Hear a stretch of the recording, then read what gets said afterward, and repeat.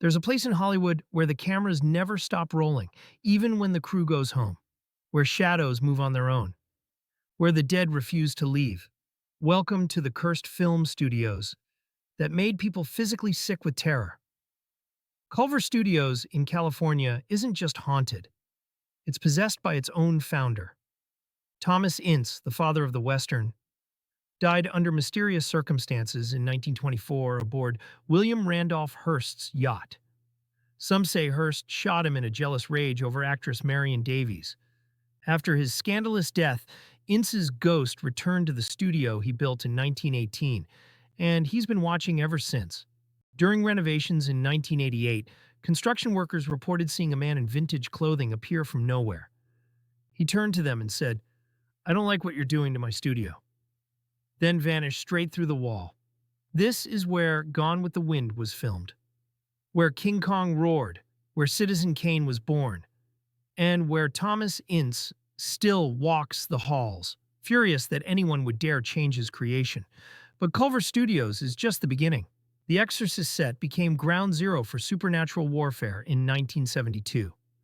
9 people connected to the production died during filming. Actor Jack McGoran, who played Burke Dennings, died from flu complications right after shooting Wrapped. Then the entire New York set spontaneously combusted and burned to the ground, delaying production for 6 weeks.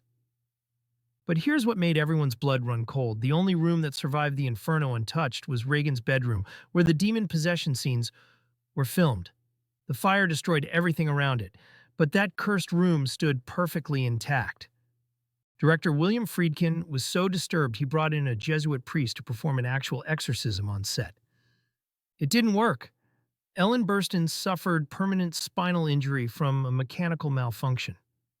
Linda Blair's back was damaged, and when the film hit theaters, multiple audience members had heart attacks in their seats. The Omen production in 1976 was stalked by death itself. Star Gregory Peck's plane was struck by lightning on the way to London.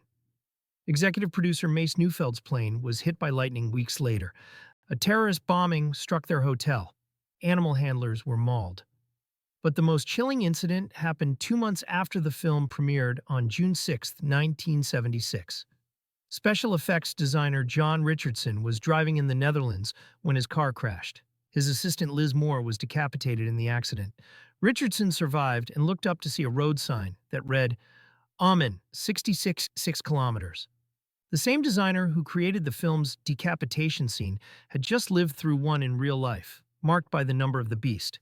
Then there's the Poltergeist curse, the most infamous in Hollywood history. 4 cast members died within 6 years. Dominique Dunne, who played the teenage daughter, was strangled to death by her ex-boyfriend in her own driveway at age 22, the same year the first film released. 12-year-old Heather O'Rourke, the franchise's star, died from a sudden bowel obstruction before the 3rd film premiered. Julian Beck died of stomach cancer. Will Sampson died during surgery at 53. And here's the nightmare fuel.